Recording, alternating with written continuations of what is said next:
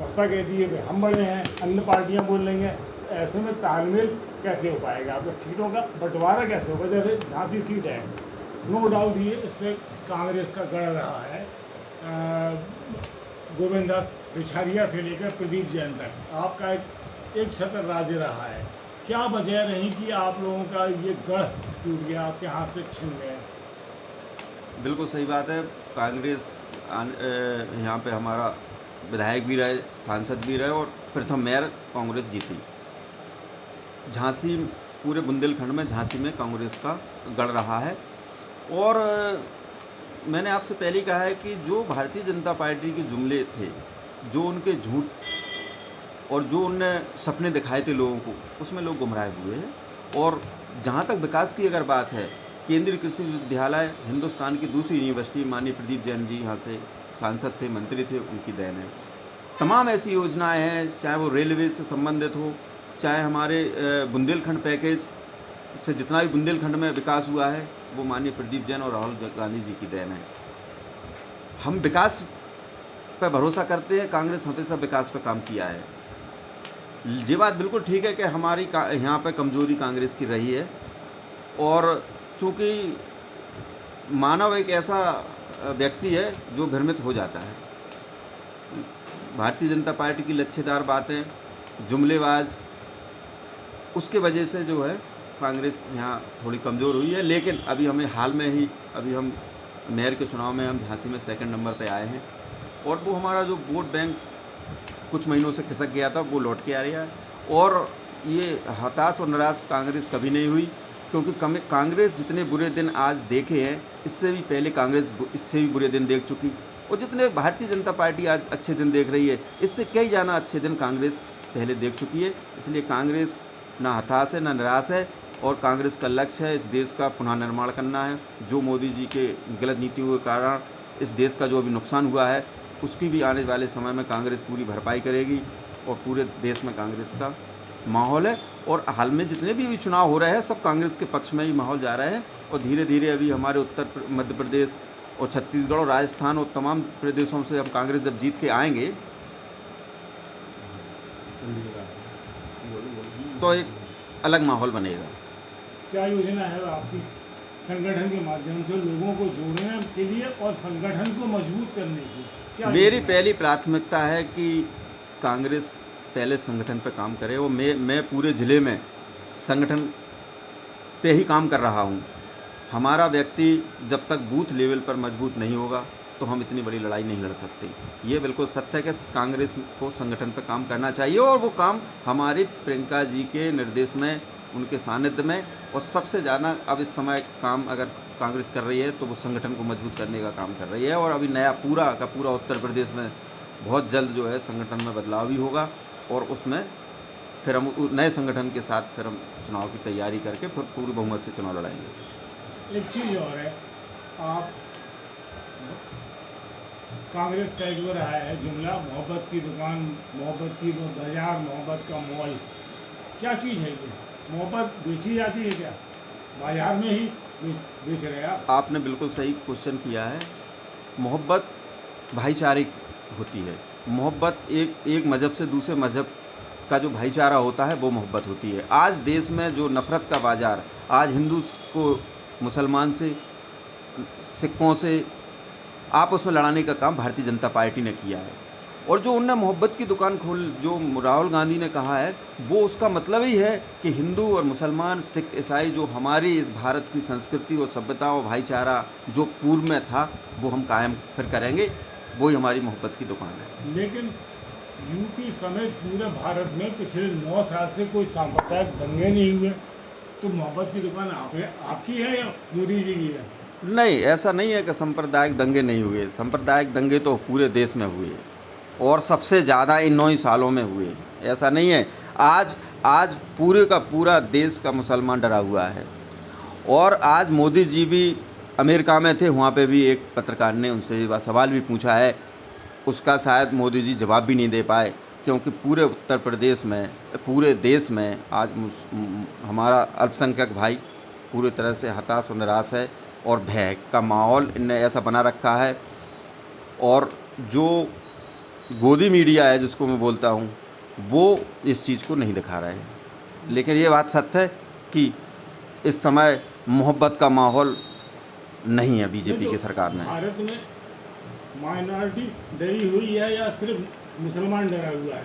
नहीं, देखो भय तो पूरा जनमानस को किए हुए है, चाहे वो हिंदू हो मुसलमान हो, लेकिन खास तौर के माइनॉरिटी को जो ज़्यादा जो है डराए हुए हैं। माइनॉरिटी का अर्थ क्या है? सिर्फ मुसलमान है, ईसाई ईसाई नहीं, जैन पारसी सिख कोई नहीं है? सिख है, नहीं तो आपका मुसलमान लक्ष्य है। क्या आप किसे मान रहे हैं माइनॉरिटी? नहीं, मुसलमान को मान रहे हैं या नहीं, बाकी माइनॉरिटी समग्र को मान रहे हैं? तो चाहे वो ईसाई हो, सिख हो या मुसलमान हो, चूँकि जैन भी माइनॉरिटी में आते हैं, लेकिन खास कर अगर कोई अगर है तो सबसे ज़्यादा मुसलमान। देखिए, हर देश में अल्पसंख्यक होते हैं। अगर कोई देश में बहुसंख्यक होते हैं, मान लीजिए कोई है मुस्लिम राष्ट्र है तो सारे मुसलमान होंगे, जाहिर सी बात है। इंग्लैंड है जैसे, वहाँ सब ईसाई हैं, अंग्रेज हैं, तो अल्पसंख्यक तो हर देश में होते हैं। लेकिन उनके अंदर हम डर का माहौल दिखाएं, उनको बताएं कि तुम उत्पीड़ित हो, तुम भयभीत हो, ये बात गलत है ना। क्योंकि किसी भी सेकुलर राष्ट्र में कोई भयभीत नहीं होता है और हर देश में माइनॉरिटी होती है। नहीं, यही तो मैं बोल रहा हूँ आपसे। जितनी और बोलने जो की आज़ादी मोदी जी भारत को में है, अभी अमेरिका दौरे पे यही तो वहाँ मुद्दा उठाया है कि ऐसा आपकी सरकार है, आपकी हुकूमत पूरे देश में है, और वहाँ पे माइनॉरिटी को, खासकर मुसलमान को भयभीत किया जा रहा है, उनको दबाया जा रहा है, उन पे अत्याचार हो रहा है। ये भी कहीं छिपी बात नहीं है, चाहे सोशल मीडिया के माध्यम से, चाहे पत्रकार प्रेस के माध्यम से, जिस सारी खबरें पूरे देश में चल रही हैं और लोग भयभीत हैं। क्या योजना फिर आपकी संगठन के माध्यम से? आप थोड़ा डिटेल से बताइए, क्योंकि कांग्रेस के संगठन अभी फिलहाल सुस्त है यूपी में। कैसे उसको आप सक्रिय करेंगे और कैसे लोगों को जोड़ेंगे अपनी तरफ? अभी हम संगठन पे हमारी जो पूरे कांग्रेस की अभी एक कार्यशाला 4 दिन की रायपुर में थी, छत्तीसगढ़ में। टोटल वो कार्यशाला केवल और केवल संगठन के कैसे बढ़ाया जाए, संगठन पे क्या काम करना है, कहाँ संगठन में कमी रही है, उस पे कार्यशाला हुई थी। और दलों के अपेक्षा हमारे यहाँ हमारे कांग्रेस के संविधान में पद कम थे। लोग जो है, आज की जो जनरेशन है वो पद चाहती है, कांग्रेस ने उसमें भी इजाफा किया है। अब हम नए सिरे से पूरे देश में संगठन खड़ा करने जा रहा है, और भारतीय जनता पार्टी हर एक, उनके पास तो इतने विंग बना रखे उनने कि हर एक कार्यकर्ता को ही पद दे दिया। हालांकि कांग्रेस ऐसा नहीं करती, पद उसी को दिया था जो जिम्मेदारी से निभा सके। और संगठन पे पूरे ज़िले में जिला अध्यक्ष के नाते मैं पूरी ताकत के साथ और पूरे परिवार कांग्रेस को लेकर एक साथ लेकर पूरा संगठन खड़ा करेंगे। और हमारा बिल्कुल लक्ष्य है कि बूथ अध्यक्ष तक हम कांग्रेस का बनाएं और बूथ लेवल तक हम ले जाएं। एक सवाल और है कि कांग्रेस में पहले सेवा दल हुआ करता था, महिला कांग्रेस होती थी, यूथ कांग्रेस होते थे, विभिन्न प्रकोष्ठ होते थे आपके, वो कहाँ हैं? नहीं, कांग्रेस के सारी विंगें हैं, हमारे सारे जिलाध्यक्ष हैं, चाहे वो सेवा दल हो, चाहे हमारी यूथ कांग्रेस हो, NUCI हो, महिला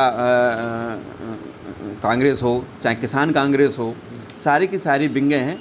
लेकिन वो चूँकि संगठन पे अभी कुछ दिनों से जो है कांग्रेस का ध्यान नहीं रहा उत्तर प्रदेश में, इसलिए बाकी तो हमारे सारे पद हैं, सारी विंगें हैं। और जब एक सिरे से सारी विंगों पे काम होगा, मेन कांग्रेस से लेके, सेवा दल से लेके महिला कांग्रेस तक, NUCI चाहे वो यूथ कांग्रेस हो, सब पे एक साथ काम होगा और पूरा संगठन खड़ा किया जाए। एक चीज़ और, अब सन 24 में कांग्रेस के लिए उम्मीदवार का कोई चयन हुआ या चर्चा हुई है अभी कुछ? नहीं, वो तो उम्मीदवार का अभी विधिवत कोई चयन नहीं हुआ है, लेकिन कांग्रेस कि या मेरा व्यक्तिगत सुझाव है, या मैं सोचता हूँ कि इस देश में राहुल गांधी को प्रधानमंत्री बनने की बहुत अति आवश्यकता है, क्योंकि अभी पूरे विश्व में अगर शिक्षा की लिस्ट में टॉप 10 में राहुल गांधी जी हैं। सबसे ज़्यादा शिक्षित व्यक्तियों के पूरे विश्व की लिस्ट में टॉप 10 के अंदर राहुल गांधी है। ये भी हमारे हिंदुस्तान के लिए गर्व की बात होना चाहिए, और ऐसा शिक्षित व्यक्ति को इस देश का प्रधानमंत्री बनना चाहिए। ये मेरी व्यक्तिगत सोच है। उनसे ज़्यादा काबिल व्यक्ति इस हिंदुस्तान में नहीं है। झांसी संसदीय सीट के लिए कितने नाम आए हैं अब तक चर्चा में, क्योंकि अब 24 में ज़्यादा दिन बाकी नहीं है, तो अभी से आदमी को घोषित कर दें तो अपनी भूमिका बनाए, जनसंपर्क वो तो अभी जनाधार बनाए। वो कांग्रेस की एक्चुअल में कांग्रेस का पूरा एक अलग सिस्टम है। कांग्रेस पूरे एक संविधान पर चलती है। कांग्रेस का जो संविधान है उसके तहत चयन होता है, कौन उम्मीदवार होगा। और वो भी कांग्रेस ने अलग से एक विंग बनी हुई है। वो अपने जितने भी आवेदक हैं उनसे आवेदन ले रही है, और अभी तक 2 या 3 लोगों के नाम हमने चर्चा में सुने हैं कि वहाँ भी पहुँचे हैं। तो उनमें पूरे नाम तो नहीं पता 3 लोग कौन है, लेकिन माननीय प्रदीप जैन जी का भी नाम है, और एक डॉक्टर सुधांशु त्रिपाठी का है, और किसी एक और का है। तो अभी वो हम जिला में जब लिस्ट आएगी तो वो भी ओपन कर दिया जाएगा। धन्यवाद, आप जानकारी देने के लिए बहुत बहुत धन्यवाद। Thank you.